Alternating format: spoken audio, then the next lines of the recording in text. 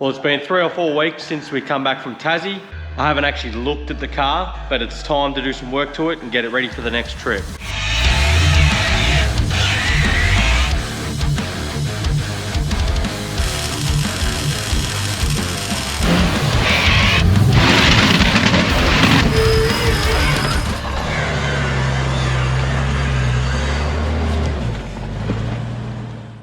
The next big trip that's coming up is our Queen's birthday weekend. Actually, it's King's birthday now, so that's always in June. And that's the weekend all the seasonally closed tracks get shut down for the winter and they don't open again until November. We always run it as like a boys trip, and then we always go out and do most of the hard stuff we can find. So that's why we're back in here, especially after Tassie. I need to check out a few things and make sure it's right to go for that trip. If you haven't watched the 4 Tassie episodes, go back and watch them. They were actually really good. The trip was absolutely incredible. But you would have seen on Ring River Track, I broke a short side axle in the diff centre, and then we had the whole front end apart in our accommodation area to replace this short side axle. So things didn't go back obviously like 100%. It was just enough to finish the trip, and then I always knew I was coming home to pull it back apart. So it is leaking a little bit of diff oil. You see a couple puddles there. I think it's out of the gasket or the drain bung. And we also had to reuse like most of the oil. I only bought like a litre tub. So we used most of the oil off the top, and then we topped it up with the brand new litre. So the oil's probably got some sort of contamination in there from whether it's metal shavings or whatever. So that needs changing regardless. So here's the axle that we broke there. It's just a RCV chromoly, it's not a 300M, but this axle has actually done really well. It's been in the car since 2018. I've got a little service booklet that I always fill out when I do mods. I've seen that it's been in the car since 2018, which means it's done, like it's had some serious abuse. So that's 2 Tassie trips, all our Queen's birthday trips, and then all the trips in between where the car cops a bit of a flogging. And unfortunately, things just break. So nothing's indestructible, but it did take some serious abuse for it to come to this point of breaking. So along with that job, I've also got to pull out the shocks again, because if you've seen one of the Tassie prep videos, I had the triples out of the front and we sort of gave them a service. And then you would have seen I needed some updated bits for the right-hand one. So yeah, Superior have sent out the updated Pro Fender adjusters. And then I've got a couple shim stacks here. So both shocks will finally be exactly the same. And I also need to inspect this right-hand bypass body and the piston inside to see if I'm getting any more abnormal wear in there. But fingers crossed it's all good. So I can just pull it apart, change the adjusters, change the valving, and then put it all back together, and the shocks will finally be the same. Because yeah, it is actually very surprising. You can feel the difference in the shocks. And to be honest, the valving in this right-hand shock is no good at all, which in my opinion is somewhat to blame for this broken axle. So this right-hand wheel hops a little bit and that left-hand one doesn't. You would see some cars, you know, when they're climbing up something, especially with the front locker in, the front diff can get the hops up. A lot of that is to do with the valving in the shock. Not all of it, but most of it. So the left-hand side seems pretty dialed in, and then this right-hand side, it's pretty terrible. So once they're all the same, it should be driving Mickey Mouse. So those are the 2 major jobs that I've got to do, and then the other jobs are just little jobs. I've got to service the motor,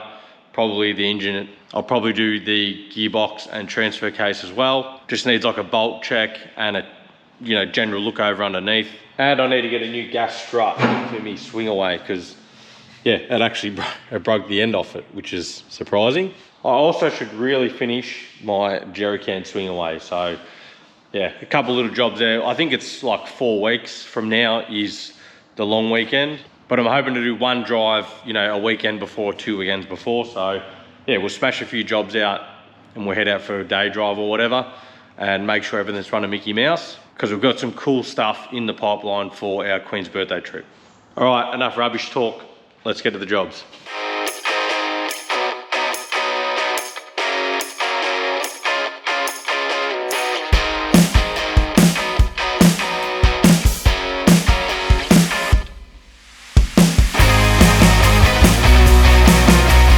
shocks are out, and we'll assess what's going on here. So just before Tassie, I changed out these spherical bearings because the bottom ones were flogged out. And surprise, surprise, these are all flogged out and actually pretty bad, top and bottom as well. I've already knocked them out of these ones. So yeah, I was very surprised that, you know, these didn't even last. I think we done 2,000 Ks in Tassie, or 2,100, and they're super flogged out. So obviously this particular bearing, make and model or whatever, is no good for putting in shocks, I guess. I had some annoying little front end knocks in Tassie, and I thought it can't be the shocks because I've just put new bearings in them, but obviously it was the shocks. Again, not so much the shocks, the bearings in the end. So it's back to the drawing board on what bearings you're gonna put in there. Like SKF do a real nice bearing. You know, it's got like a triple lip seal and it's, you know, whatever. It's got all the good stuff, but it's like $120 each bearing. So, you know, that's $480 in bearings. I don't think I'm going to be paying that. I've still got the two original ones that come with the shock. There's no part numbers or anything on them to identify what brand they are or what style they are, but these don't have like an external seal. They rely on these little rubber bushings that you're supposed to fit that goes over here. It's sort of like, yeah, helps keep the crap out of them, but I don't know. I didn't run them this time because these have an external seal on them, these new ones, but yeah, I wanted to avoid running these because I don't know, I tend to find that stuff gets behind it and it stays in there, where if it's fully exposed, it can wash out. But seeing as the original style has no external seal at all, yeah, I don't know, it's kind of, yeah, bit of a catch. So I've got to work out what I'm gonna do there. So I'll work that one out during the week. But for now, both have got to come apart. So I'm just gonna change the piston in this one and that's it. So I'll just pull the shaft out, pull the piston off, change the piston over. And then this one, we're gonna do another full strip down. So pull it all down, empty out all the oil, and then I've got to pull these older style bypass tube adjusters. So these have got like a grub screw with a locking nut, and then I'm gonna put this style on, which is clickers, which I really like these. So there's a bag of stuff there. So I really like these because these are a pain. You got to have a spanner and an Allen key, and it's real hard to get adjustments in the car with the tire and everything in the way. You know, it's not out on the tracks. That's actually a bit of a pain to adjust. But these, you obviously just reach in and click, like super simple. So the idea is once this is all done and in the car, I can actually go out. I might, you know, spend a day and adjust the shocks and make notes on that and find out what works best. Because at the moment I've sort of just guessed it and then left it as it is, because, you know, having two different sort of shocks is not ideal. I've just been working away getting it done. I'm not going to go through the whole process of pulling the shock down because I've done that the other week. So go back and watch the Tassie prep video. I pulled these shocks down. So this left-hand one, I've already done that. So all I had to do with that is pull it down and swap the piston over so it matches the other one. So that's all good. I've stripped that down, you know, done all that, and then it's back together, all gassed up, ready to go back in, other than I'm just waiting for some new spherical bearings. In the end, these shocks will be exactly the same valving, same piston, same bypass adjusters, which is something that's been in the pipeline for ages. So yeah, I'm looking forward to actually having two of the same shocks in the front. So this is as simple as just undoing these big red anodized nuts, and then the whole adjuster system comes out, and then literally screw them back in and adjust them the same as the other shock, and that's as simple as that.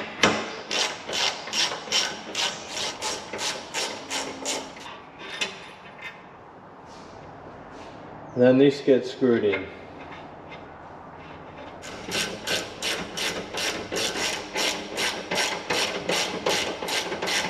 We then drop these two little springs in here. Do not lose them because they will be hard to find. And then these two little ball bearings sit on top. Don't lose them either. And then this cap goes on. It's got to line up with the flat sections. It's got a little notch out. Just like that. Put the little bolt in the top. Put a little bit of Loctite on that. And that is job done. After I do the rebound side. All right, that's all done. Rebound one done, 2 compression. So now we're gonna do some valving.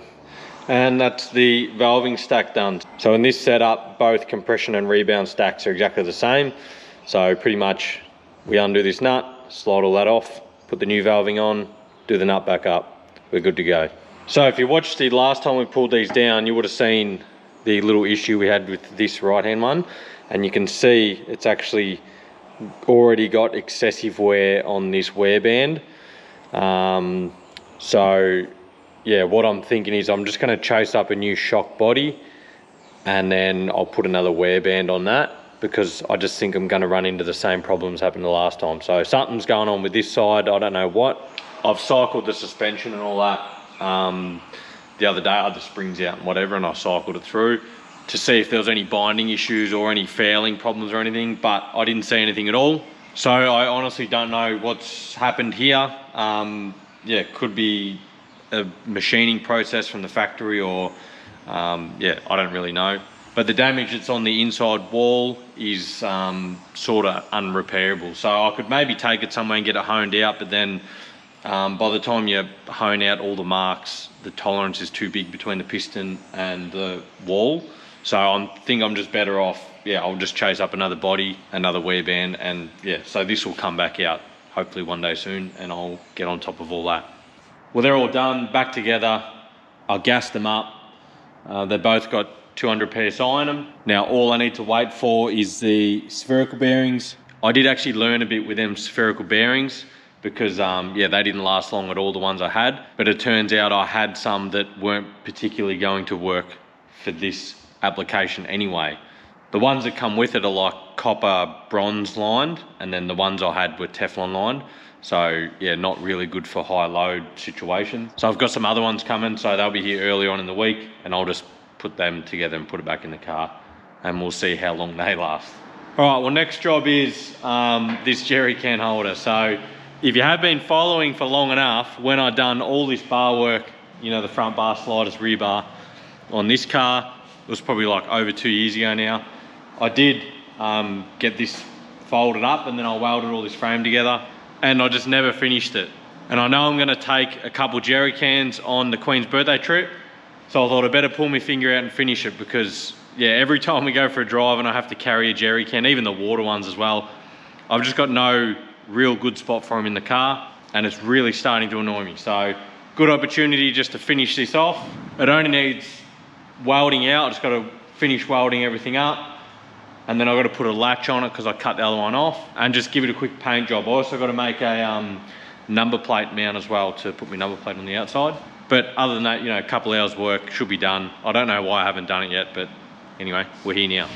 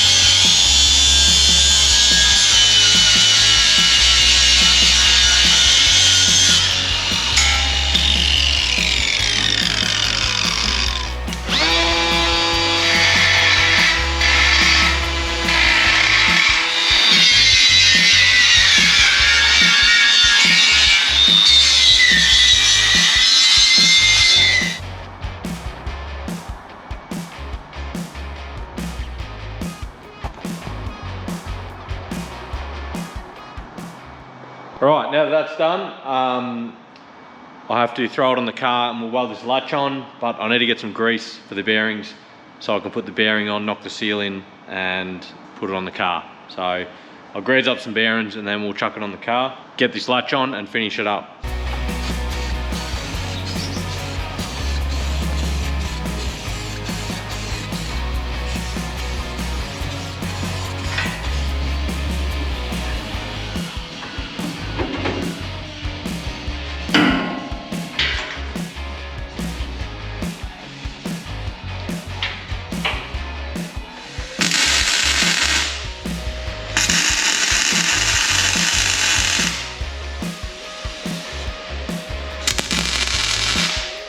And that's it, job is done. So it swings away nicely, locks in there nice and tight.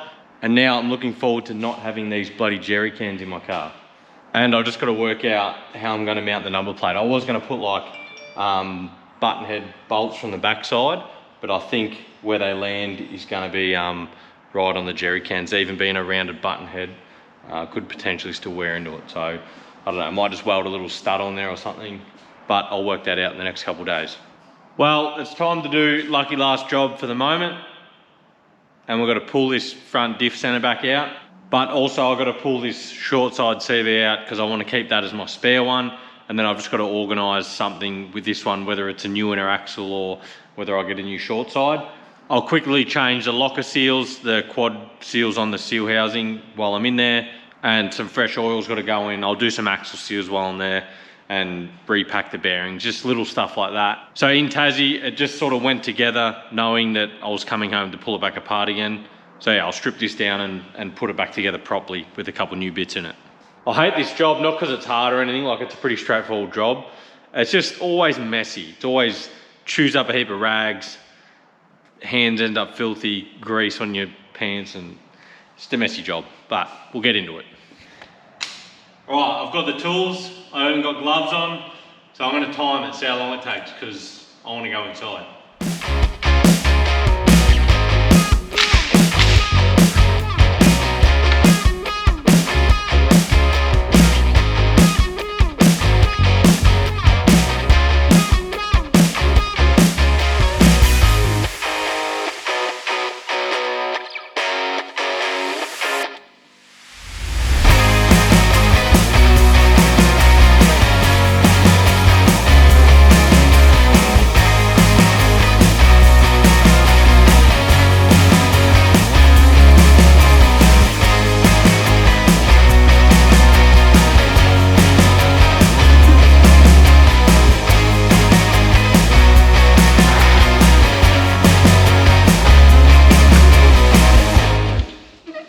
Well, the diff center is out. While I was in there, I did discover a couple things. Number one, that job sucks. That never gets fun. It's never an enjoyable job. Number two, I did actually find that these wheel bearings are actually cooked. So see how rusty they look? They're not really that old. I don't know, 10, 15,000 Ks. But I've got a theory as to why this bearing's like this. This is only the outer bearing. The back larger bearing behind the seal actually still looks good. But this bearing, inside the bearing hub and also inside the freewheeling hub, all looks pretty similar to that real muddy, dirty stuff. And this can potentially happen through the locking mechanism on the freewheeling hub. So there is an O-ring behind there, and sometimes, yeah, over time it might get brittle or, you know, it might get damaged somehow, and it can potentially let stuff in. So, you know, all this stuff in here all looks pretty similar, and the CV grease and all that all looked all right. Now, that was obviously like that in Tassie when we pulled that apart. Yeah, that's pretty bad. So what I'm actually gonna do is put that hub in my spares box and grab another hub. I've got like 15 floating around.